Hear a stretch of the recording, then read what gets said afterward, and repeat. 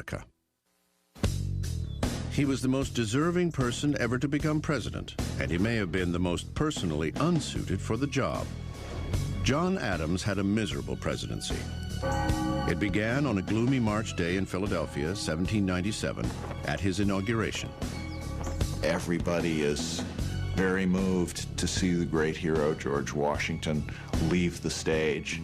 And John Adams writes that Washington gave him a look as if to say, well, I'm leaving, now you're coming in, see if you enjoy the job. Number 2, John Adams, Federalist, 1797 to 1801. 61 years old, from Massachusetts. If you think about following George Washington, how does one follow a person who is the American Cincinnatus?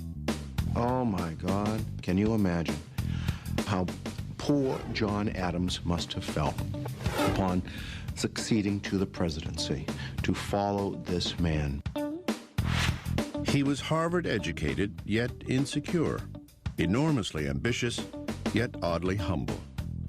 Adams is a wonderful character. I mean, you've got to love him. He's erratic.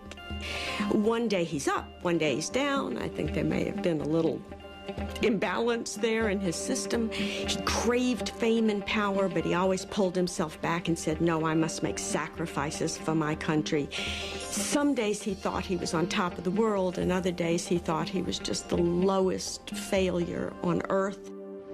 John Adams is a figure who was in many ways racked with self-doubt, at the same time enormously ambitious.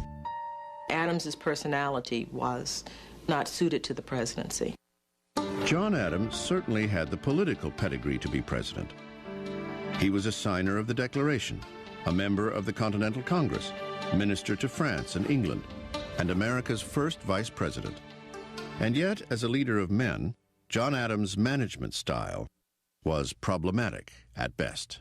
During his administration, Adams is heavily criticized for his pretentiousness as a man who was kingly in a way that George Washington never was. He was a very, very opinionated man, and he was sure that he was right and did not accept counsel as well as other presidents have. Adams was also prone to fits of anger, which he unleashed on subordinates. This is just not the way an effective executive deals with the people under him.